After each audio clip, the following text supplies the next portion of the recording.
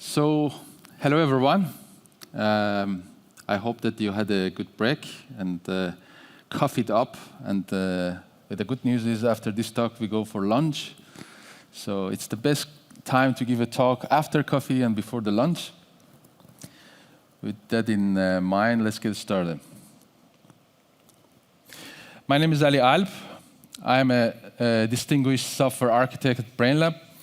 You can get the slides by scanning that QR code. If you see an interesting slide while I'm talking, you can be rest assured that you have the slides already. So we are in Germany, and why not? I made up a name. Meet Leo Clustermann.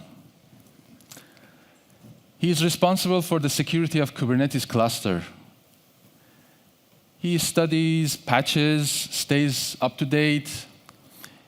He even, like me, goes to extent of getting a CKS certificate and become the Kubernetes security specialist. Yet somehow he still gets hacked. But why? I think it all comes down to two factors: luck and perspective.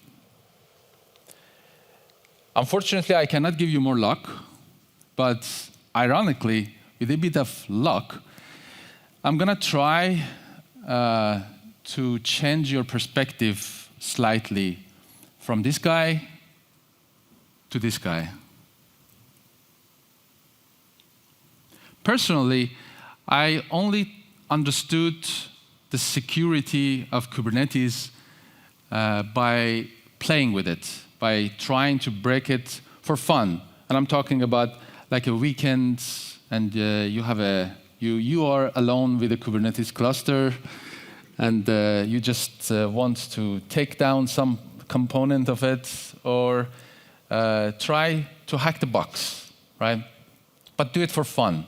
So it's not a production environment. It's not something that you will say, oh man, if I touch it, someone will call or email. So you will have your time. So, are you ready to see the Kubernetes the way a hacker does? I would say absolutely. But wait, how exactly? I think with the right tool and a perfect practice, I underline the perfect because I really think that practice doesn't make perfect. Even in German, there's a saying, Übung macht den Meister. I think perfect practice makes perfect. You can learn something, you can have a tool and try to practice doing something, but if you learn the practice wrong or not efficient enough, you won't end up in the perfect position. You need to learn the perfect practice, and with the right tool and the perfect practice, you can turn the curiosity, and this is a very good explanation or demonstration of me when I was a kid. I had a thing for clocks or watches, and the most hard part about opening a watch is the opening part. And you need something very tiny to go underneath the thing that you can open it. So I was doing it backwards. So I was opening it from the glass side by breaking the glass and taking out everything from that. So my father really hated me for doing that and hiding his watch. But anyways, you can turn the curiosity to skill. I haven't, but.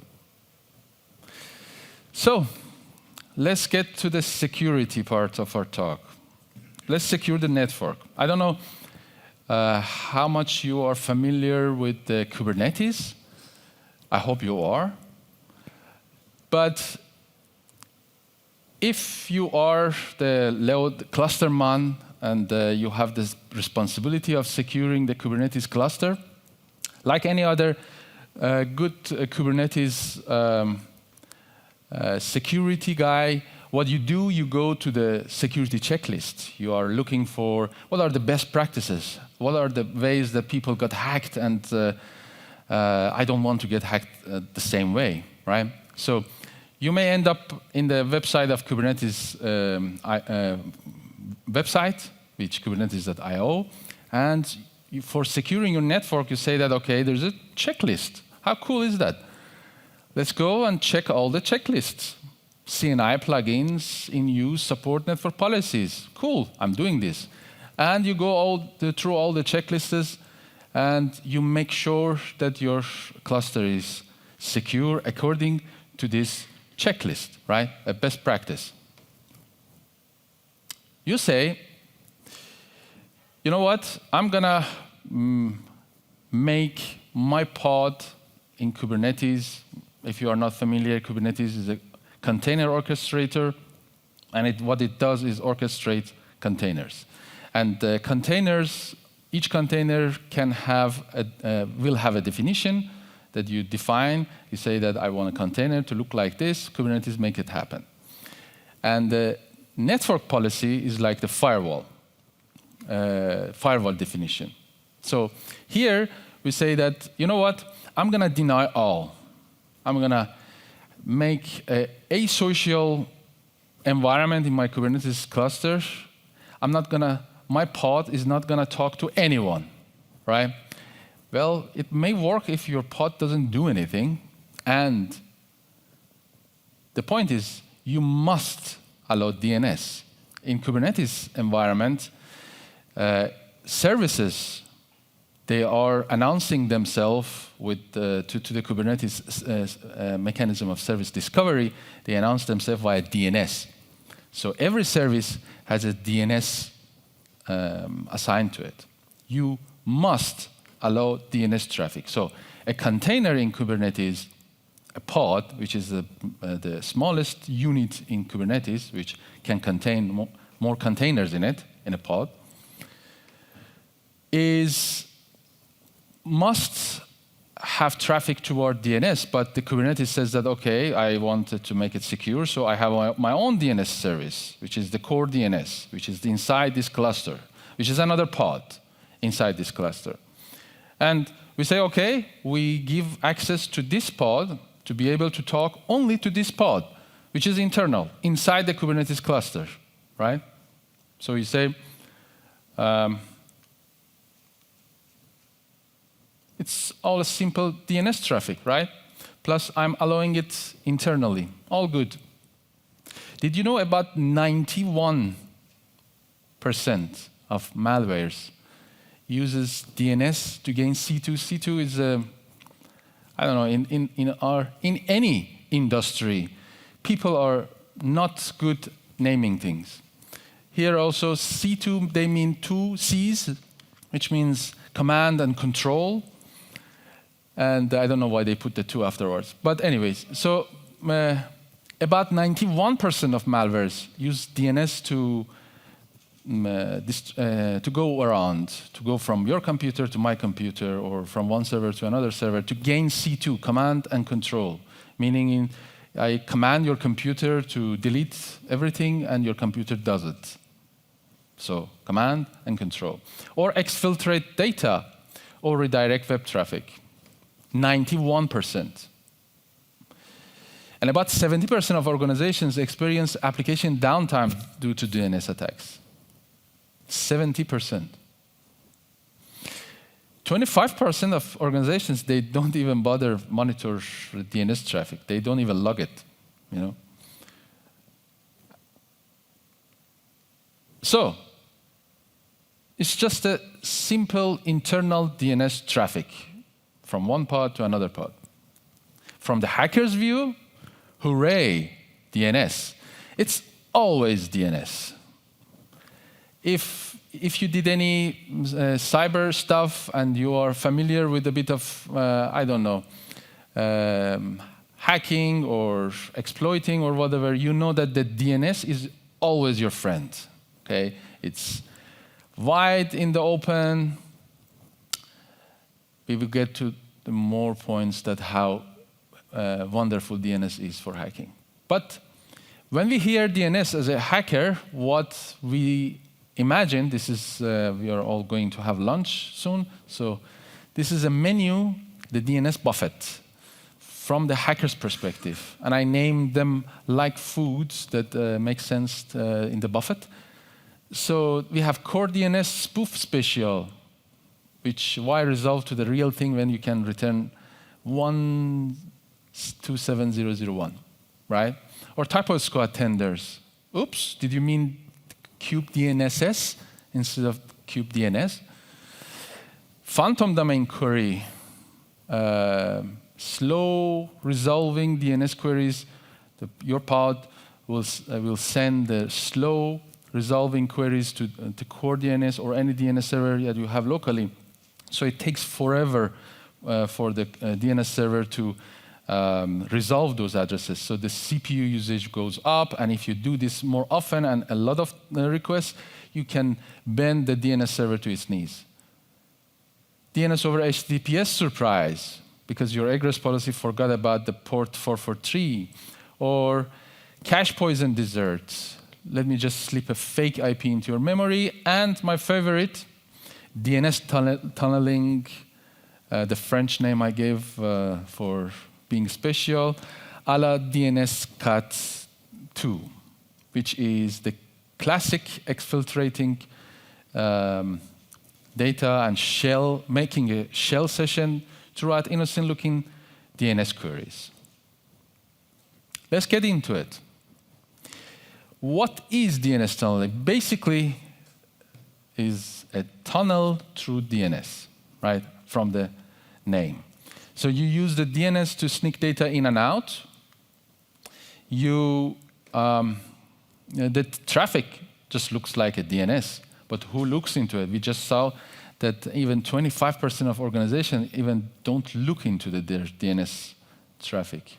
And I can understand when you enable DNS monitoring, you're gonna start collecting huge amount of data. Because every website you go, there are a lot of tracker friends, people who are tracking you for free. These guys also need DNS service because they put their domains in your website, but they need to use your DNS server to resolve to their IP addresses. So you can encode commands into subdomains. We will see the example. And you can gain the C2. What will be the attack flow?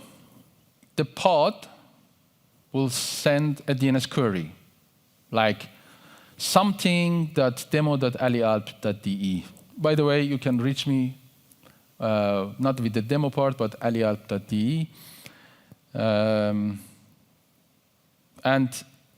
the pod sends the DNS query to core DNS. Core DNS says that I don't have any idea who is this guy, right? So I need to ask the upper DNS, the upstream DNS. So I forwarded someone, and normally that someone is, I don't know, 8888, 1111, 2222. They make it very easy to remember also that everyone uses it. So it forwards us there, and there we will have a flow that we will see how it goes forward. And the external DNS reaches the attacker server. So this, I have a pointer, this points to an attacker's machine, right? You don't know. Your cluster thinks that it's just another website. And what is it doing is not doing any connection, and it's just resolving its IP address. The rest, it should be on your side, right? And the external DNS reaches the attacker server. Attacker sends the commands back via TXT. TXT is a DNS record type. So we will see that in action soon. So the core DNS acts as an unintended proxy. The core DNS job is to resolve the domain names inside the cluster to their IP addresses, and it should be completely okay from the perspective of the cluster, and you don't have a choice. You have to enable, you have to use it in order to live inside the Kubernetes cluster. There is no filtering. Attacker gets the query. Even restricted pods can tunnel out. So even if you say that my cluster is secure, there is nothing. I'm not allowing anything. It's just to work inside the Kubernetes cluster. Still, this can get out. Why? Because DNS is always allowed. The core DNS trusts upstream. Firewall ignores DNS.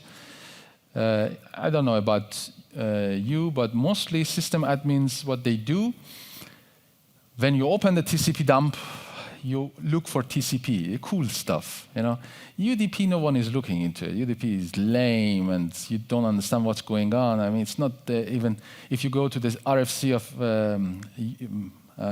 UDP, it's just 1.5 page or something like that, because there's nothing going on there. It's all up to you. So, and traffic looks harmless. So it's a reminder how the DNS works. Is your browser, for example, send the request to, for example, example.com. You send it to the resolver. Resolver is the 8888, for example, Google. Then Google will say that, okay, who owns the .com? Where is the .com? Right? It's like a hierarchical structure. And then root DNS asks the TLD DNS and then goes to authoritative DNS, which it has the actual mapping between your DNS name and your IP address. And then way back to the Google, and then back to your browser, and you go to the website. And there's the flow, and if you scan the slide in the beginning, you can go through it. I don't bore you with the details. So here is our setup. You can see at the bottom that there is the demo.aliapp.de, and there's the space I put for readability. There's no space. And here you can see the subdomain. Weird, right? If you are familiar with the domain names and blah, blah, you know that, for example, this is a weird subdomain. And it's a CNAME record. But if you look into it, we said that people are not looking into it also. So our setup is that we have a demo namespace in Kubernetes cluster, which has a pod, DNSCAT client, and we have a kube system namespace, which has the core DNS default component of the Kubernetes. We say that, where is this guy? And says that core DNS says, I don't know. Let's ask the DNS servers. Let's ask Google. And Google goes all the way and end up in the DNSCAT server, which is the attacker's machine. So let's give it a try.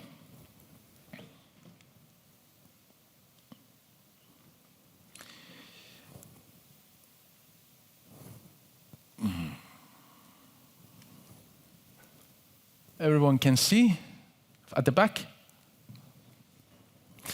Okay. So I will give explanation about these 3 windows that are open. So here we're going to execute some commands, and we're going to see them here running. Here is, as apparently you can see the hacker guy. It's the evil box, it's the attacker's box. And it's going to be the DNSCAT server on that side. And here we see a variety of monitoring stuff that will happen. It shows us, for example, the cluster is being created. It shows us a lot of stuff that what is happening at the moment. It gives some monitoring to us. And when I press enter, which I did right now, you can see that we are creating a Kubernetes cluster from scratch with Kind. If you are not familiar with it, go check it out. It's a fantastic project, Kubernetes in Docker, which, as you can see, my computer doesn't have even Wi-Fi. So I'm creating a Kubernetes cluster in Docker, and it's just spinning it up. And now Kubernetes components are up and running, going up. And then what happened is that the Kubernetes cluster has been created. As you can see, we have a one node Kubernetes cluster running. On the right side, the hacker's machine is ready up as a DNS server. And what is happening is that this guy is ready, waiting for receiving connection. And what we are going to do is we are going to create this pod. This is a definition of a pod. And in this pod, what we are going to do simply is to use the DNSCAT client as an image. And we're going to only, as an argument, say demo.aliat.de. So it's going to only try to resolve this domain, nothing more. And when I press enter 2 times, then we are creating the pod. And now, for the sake of interactivity, the color changed. So we have as you can see, new window created. We have a session between the Kubernetes pod and attacker's box. And as you can see down here, and let me pause it for a second. So, and click on one. So you can see the DNS traffic. By the way, this is also, if you're not familiar, there's a plugin for kubectl called Sniff that exactly does sniffing. If you are interested to look at the traffic for one specific pod, you can do that. So this is mixed with the T-Shark. T-Shark is the Wireshark version in terminal. So all together makes this magic work that you can see the traffic of that specific pod live. And you can see that, for example, there's an MX record, which already, to my eye, why MX record? What MX record does here? But anyways, core DNS says that, man, you didn't tell me I should care about these things. I am going to resolve this domain, right? And what is happening is that there's a back and forth. We send MX record, and we are getting the response. We are sending CNAME, we're getting TXT. It's a back and forth connection between the pod and the attacker's box. And all is happening to create this connection that you can see is established right now. And we let it move on to see that you will see that this is ongoing to keep the connection open because it's over UDP, so the connection needs to be stayed open. And what we can do here, we can say that, okay, this DNSCAT server, DNSCAT is a project also, you can check it out in GitHub. It works like Chrome, right? It has different windows, and inside each windows we have different sessions. So you can think of window of tabs, right? So in this tab, we have one tab open, which tab 0. And there we have one session that is the command session that is ongoing, right? So what we can do is we can switch to that session, one, sorry. And now we are inside that session. Now we can ask, what can we do? So these are the list of the things that we can do right now to the pod in Kubernetes. So no one knows, no firewall detected anything wrong because everything is passing is whether ARP or DNS traffic. So there is no even TCP traffic. There is nothing that no one is suspicious yet. And then there's something that I like. I don't know about you, shell. So we say, give us a shell. It says shell is created. Just go to session 2. And we say session 2. And here we are. We are inside a session. You don't believe me? I say PS. We get the PS. By the way, you can see that there's a TCP dump running right now on the pod because of the sniff. Sniff runs that process inside that pod. So to see it more clear, what you can see here, we are going to run watch on the /home directory of this guy. So if you, this is the /home directory. There is only app folder there. But what we can do right now is I can touch /home. Hi. So you can see that I just created a file inside the Kubernetes pod from the attacker's box through DNS traffic. And you can do whatever you like, that we will get to it into the more possibilities in a second. So we just destroy whatever we did. Yes.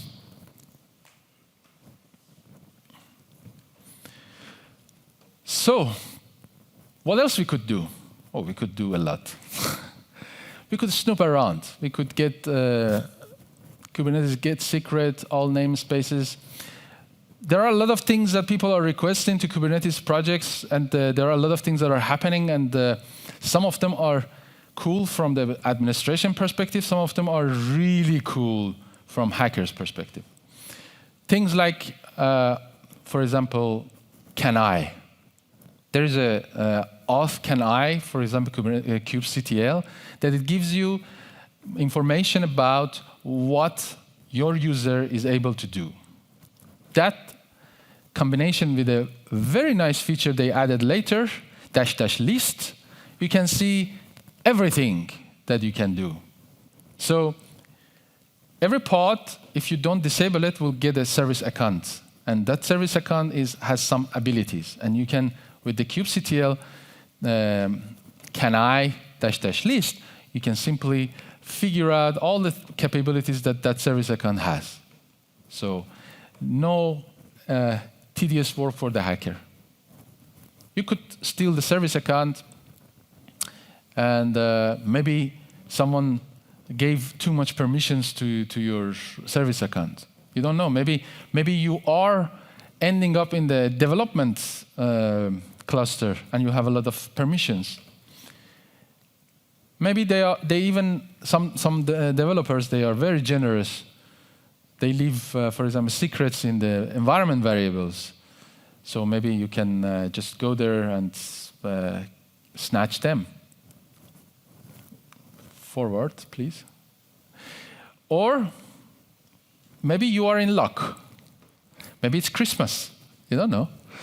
And someone allowed you to create a pod, or the pod you land in has access to the / of the root of the node, or it's a privileged pod, so you can do more. If that's so, the thing that you need to know about the Kubernetes is that the concept of namespaces is just an abstraction for isolation. There is nothing happening actually for isolating these containers. Behind the scene, you have a CRI, which is Container Runtime Interface.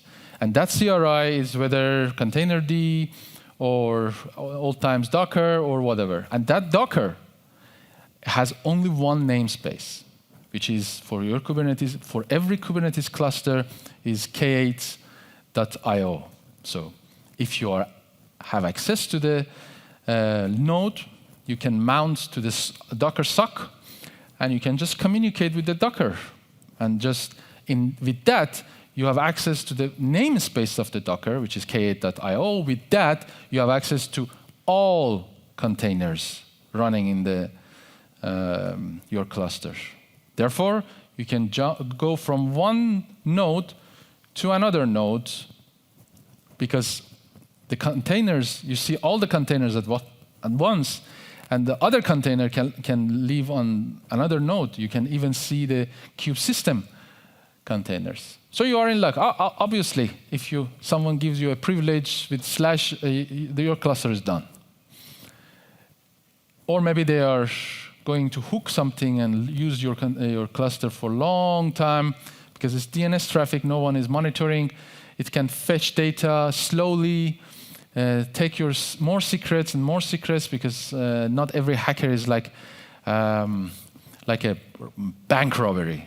You go there and with a big bang and you go out. No, there are a lot of attacks that are right now happening in your clusters, and maybe you don't know. Very slowly, with a steady pace. And you could do lateral movement. You could hop from one namespace, as we talked, to another one, and maybe slip into the CI pipelines.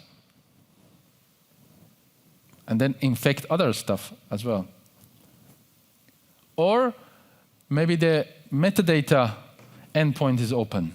So you can get to even go upper than node and go to the AWS account. When you install Kubernetes, by default, nothing is secured. I mean, I don't know. When we hear that Kubernetes is hardened, it's blah, blah, by default, Kubernetes is not secure. Point. It supports RBAC. It supports network policy. You need to define them. It's like Windows, for convenience, the firewall maybe is enabled by default, but in Kubernetes is not. Everything can access everything. So you need to define them. So yes, sometimes the door is locked, but sometimes they forgot to build the door. So what can we do? We could only forward DNS to internal trusted resolvers, not public resolvers, right? Instead of sending the traffic to the World Wide West that no one knows where is it going, who is behind this IP or behind this DNS, we could have internal resolvers that we know what we are resolving to, and we can prevent resolution to something that we don't want. We can use blocker or rewrite the plugins to reject suspicious queries. I mean, the queries were suspicious, right? The big subdomains, I mean, if you look at it, you say that something is wrong. I mean, even if you are not a network guy, something is happening here. And more importantly, alert and log your DNS traffic. You won't regret it. It's something that I'm trying to bring awareness to the community. DNS is well underlooked. So keep an eye on it. Most of the malwares, most of the viruses, most of the hackers are using the DNS to get into your system. Forward DNS to the filter resolvers for obvious reasons. You can use even something simple like Pi-hole, or I don't know. Or if you are really panicky and you are working in a bank system and you say that, you know what, I want my pod to not even talk to the core DNS. I don't trust even Kubernetes stuff, right? So you can set even DNS policy to none, then you can define your own resolver. So your pod will actually only contact for DNS stuff to a specific IP that you define. That it's your organization's DNS or whatever, so you can resolve those things internally and not even trust the core DNS. And if you are familiar with the DNS configuration, you know that putting dot semicolon, it means you're not scoping it to any zone. It's just wide open. Don't do. And we talked about all this DNS stuff, but my point is not that, for example, we allowed only DNS traffic from that pod to the core DNS. That's not a bad practice, okay? There is no way around it. If someone can get that DNS cat into your account, or a privileged pod, or they have access to run stuff, they can use scripts, Python scripts, to craft packets. It's not, you don't need a tool specifically in your pod. But my point is, there is no way around this. You cannot say that, my pod won't talk DNS. It should talk DNS, and it should talk to the core DNS. But be aware that you need to have the tools to monitor the traffic and to understand the intent of that pod as well. Log an alert and be aware if you're not using, if you don't have applications that they use TXT record or CNAME or I don't know, MX record, don't allow them. Why, if you are not using such an application that is using that? Yeah, that was it. Any questions?